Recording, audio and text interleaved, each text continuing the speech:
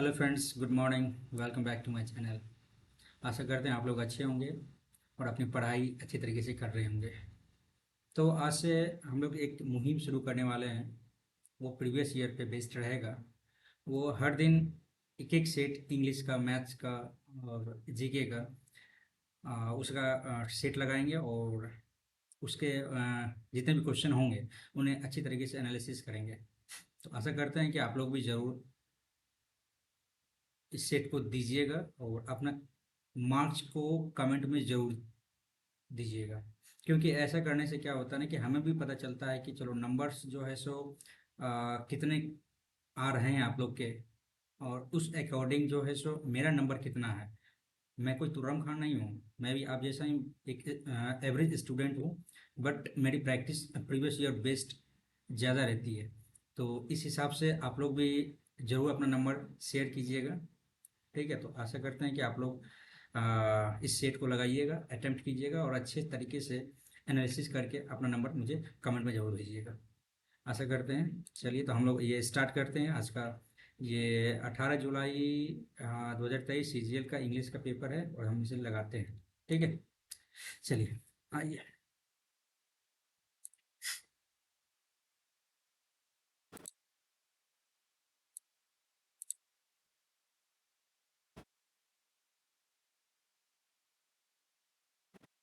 Last weeks rain ravaged the whole city. तो ये ravage जो है, इसका सिनोनिम निकालना है तो ये रूइंड हो जाएगा, क्योंकि रेवेज मीन होता है तो नष्ट करना।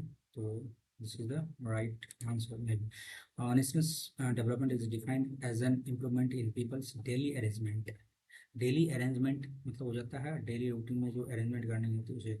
तो मेरे ख्याल से इसमें the provision fundamental necessity to citizens such as food, education, social service, medical, capital income.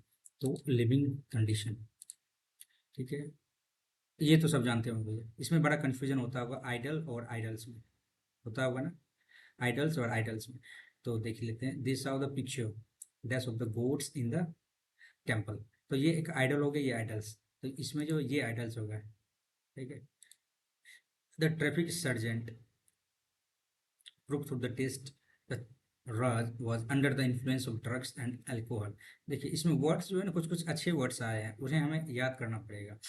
तो ये सब तो नहीं होगा, पॉग नहीं होगा, पोनी नहीं होगा, सिमोनाइज नहीं होगा। मेरे ख्याल से एलिमिनेट करने के बाद हमें यही एक वर्ड मिलता है। एलिमिनेशन प्रोसेस भी आपको आना चाहिए। यदि कन्फ्यूजन हो तो एलिमिनेट करके आप आंसर तक आप पहुंच सकते हैं। तो देखिए, इसमें जो है सो इनरडिएटेड मेरे ख्याल से होना चाहिए। देखते हैं। He does not by shirts, तो पैसे में बनाना है इसे। तो यहाँ पे हो जाएगा शर्ट्स, प्लुरल है तो यहाँ पे हो जाएगा, आपको ये प्रेजेंट में है तो यहाँ पे हो जाएगा शर्ट्स आर नॉट ब्राउट, और बाउट दिया हुआ है तो यहाँ पे बाय बाउट हो जाएगा। तो ब्राउट मीन्स लाना होता, खरीदना होता, तो shirts are not bought by him. This is the right answer. अब यहाँ पे दिया हुआ इंडेफिनिट आर्टिकल का अच्छा से यूज, करेक्टली यूज किसमें किया गया है। तो वो यहाँ देखते हैं, सी परचेज ए एप्पल, तो कभी नहीं होगा। A cancel, an apple. There is only one correct answer. This is, तो यहाँ पे हो जाएगा, she purchase an apple in the market with me. She is building a new house. ऐसे में बनाना ये आसान है भैया, है ना। ए हाउस इज है तो यहाँ पे बिन लगेगा। A house is being built by हर। ऐसा तो कोई ऑप्शन है ही नहीं, तो सीधा मार्क टिक करेंगे और निकलते चलेंगे। स्पूरियस, स्पूरियस का मतलब होता है नकल करना, डुप्लीकेट चीज़ बनाना। तो engage in spurious trade practice.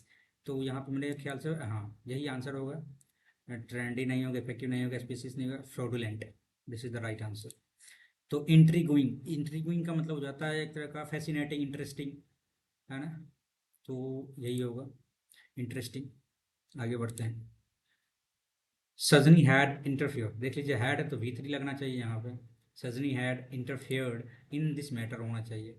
तो ये आंसर हो जाएगा। ठीक है, अब यहाँ पे अब PQRS देखिए, PQRS में कभी कभी मेरा भी गलती होता है, लेकिन उसे इस पर मेरी प्रैक्टिस चालू है और इस हिसाब से इसको बनाने का कोशिश करते हैं। देख लीजिए, today the world has become a much smaller place thanks to the adventures and miracles of science. सही बात है. We are slowly realizing the world is a single cooperative group. Other religions have become a force which has which we have to reckon, and we are seeking for ways and means by which we can live together in space and harmony. Mingling of population is bringing about interchange of thought. Foreign nations have become our next door neighbors. We cannot have religion, unity, and peace so long as we assert that we are in possession of the light and all others are groping in the darkness. तो यहाँ पर देखिए we have become the much smaller place thanks to adventures and miracle of science. तो foreign nations have become our next. देखिए ये जो अब आप समझ में आ गया कि मच स्मॉलर प्लेस हो गया है थैंक्स टू ये साइंस को ये कर दिया गया. तो आप इसके बाद क्या होगा, तो foreign nation have become our next. यहाँ ऑप्शन में भी देख लेते हैं एस आर. तो ये तो मेरी चांसेस तो यही एस आर में ही है, तो एस आर. तो एस हो गया foreign nations have become our next door neighbour. Mingling of population is bringing about interchange of thoughts. तो इसके बाद क्या, other religion have become force with which we have to reckon, and we are seeking for ways the mean by which we can live together in a peace of harmony. We are slowly. इसके बाद ये हम लोग को एहसास हुआ कि चलो हम लोग बहुत धीरे धीरे स्लो रिकॉग्नाइज कर रहे हैं, releasing the what is single cooperative group हो गया. तो मेरे ख्याल से यही होगा SRQP. देखते हैं. बैड आयरन मीन्स हो जाता है बैड लक, नो एक्सट्रीम और not hot, bad behave not bad luck. ठीक है. अब नो स्पेलिंग एरर बताना है इसमें. तो देख लेते हैं. The mole rod of our society is always timing TYMING with street vendor TII. ये ऐसा तो कोई वर्ड ही नहीं होता है.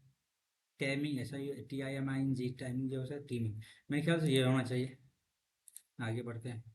आई always enjoy the company of respectful teachers. हमें हमेशा जो है कंपनी में रेस्पेक्टफुल टीचर्स नहीं, एडमायरिंग टीचर नॉट, डेरोगेटरी नहीं, dutiful. Yes, it is the right answer. Dutiful teachers. ठीक है.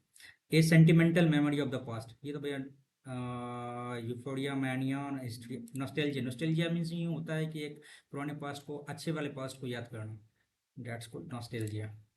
Sweety has been death since her painting won first prize. तो स्वीटी हैज़ बीन, उन्होंने जैसे ही उन्होंने पेंटिंग में फर्स्ट प्राइज मिला तो उनके पैर हवा में थे. तो that's called walking on air. Wings नहीं, वॉकिंग ऑन एयर यही होगा. चलिए. He became verbose. Verbose means होता है बहुत ज़्यादा टॉकेटिव टाइप का. तो यस सिनोनिम हो गया टॉकेटिव. सही बात है. आगे बढ़ते हैं. Large number of fish swimming together. भैया ये तो सब जानते होंगे आप, शोर कहते हैं इसे. ये तो आप लोग कितनी बार आया होगा आप लोग को. इलोक्वेंट. इलोक्वेंट इलोक्वेंट मीन्स क्या होता है. अच्छा, ये एक होता है ना फ्लुएंटली स्पीकर कहलाता है. तो इसका एंटोनिम क्या हो जाएगा. मॉडेस्ट, क्रूशियल, हम्बल नहीं होगा. इम्पोर्टेंट देखिए, मॉडेस्ट तो नहीं होगा, क्रूशियल भी नहीं होगा, हम्बल भी नहीं होगा. इलेवन बहुत शानदार होता है. इम्पोर्टेंट ये हमें डाउट लग रहा है, बट देखते हैं, मार्क को रिव्यू करते हैं. As cattle are to herd. अच्छा, कैटल को हर्ड मतलब एक ग्रुप ऑफ कैटल हर्ड कहलाता है. सो बर्ड्स का जो झुंड होता है उसे क्या कहते हैं, जो फ्लॉक कहते हैं. अब आ गए हम लोग close test. All states university and college. देखिए सबसे पहले क्लोज टेस्ट को करना क्या होता है ना कि एक बार गो थ्रू एक बार कर लीजिए. तो इससे क्या होगा कि मेन आइडिया आपको पता चल जाएगा. एक बार हम लोग गो थ्रू कर लेते हैं. All state universities and college in Uttar Pradesh. One of Thus, in India will now a save water ritual named Jal Bharo in place of lamp lighting to inaugurate the annual convocations. The governor of a state, who is always chancellor of a state university, instructed that every university and college in the state should install rainwater harvesting plants on its campus. Jal Bharo signifies as the version and the vision of Jal Shakti. This ceremony symbolizes the importance of water conservation conservation, whereas the lamp lighting ceremony symbolized removing darkness through education and spreading the light of learning. It is really a dash initiative every educational institute in India should ensure to save and recharge groundwater by installing rainwater harvesting plant. These kind of initiatives provide awareness of using and saving water, the elixir of life. तो इसका main theme क्या हो गया ना कि water को harvest करना से संबंधित है। तो यहाँ पे आते हैं अब सीधा all university and college in Uttar Pradesh one of the है, तो यहाँ पे तो सुपरलेटिव डिग्री ही लगेगा, one of the biggest state होगा क्योंकि द बिगेस्ट स्टेट ही इसमें आंसर है। ठीक है, उसके बाद जो है सो यहाँ पे आ जाता है द इंस्टीट्यूट यूनिवर्सिटी, हाँ biggest will now dash save water, will now will है तो यह यहाँ पे तो V1 ही लगेगा, मैनेज ऑर्गेनाइज होगा। ठीक है, उसके बाद आ जाते हैं नीचे में हम लोग प्लांट्स ऑन जल भरो signifies dash the vision of, जल भरो सिग्निफाइज क्या करेगा ना, ये स्ट्रेंथनिंग करेगा, ये मजबूत करेगा, मजबूती देगा विजन ऑफ जल शक्ति की। ठीक है, उसके बाद आ जाते हैं हम लोग दिस सेरेमनी सिम्बलाइजेज, ये सेरेमनी सिम्बलाइज करेगा the dash importance of water conversation, the dash importance of water conversation, this ceremony symbolises the immense means बहुत बड़ा इम्पोर्टेंस देगा वाटर कन्वर्सेशन कंजर्वेशन के लिए। टोटल कंप्लीट नहीं, इमेंस बहुत बड़ा, पार्शियल नहीं होगा, कंप्लीट पूरा नहीं होगा, टोटल नहीं होगा, इमेंस मीन्स बहुत बड़ा, बहुत ह्यूज। ठीक है, तो ये होगा। उसके बाद आ जाता है it is really a dash initiative, it is really a laudable mean प्रशंसनीय है, इनिशिएटिव है, सही बात। तो ये हो गया खत्म। 19 नंबर में क्या था, इम्पोर्टेंट, चलो लेके चलते हैं इसे, देखते हैं। अब हम लोग सबमिट करते हैं, देखते हैं।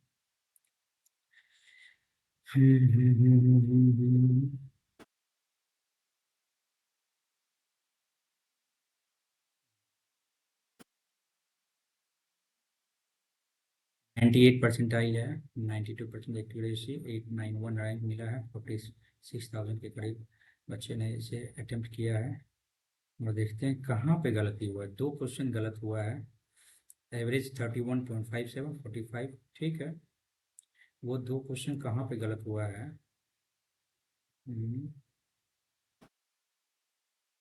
चलो देखते हैं, सॉल्यूशन पे जाते हैं।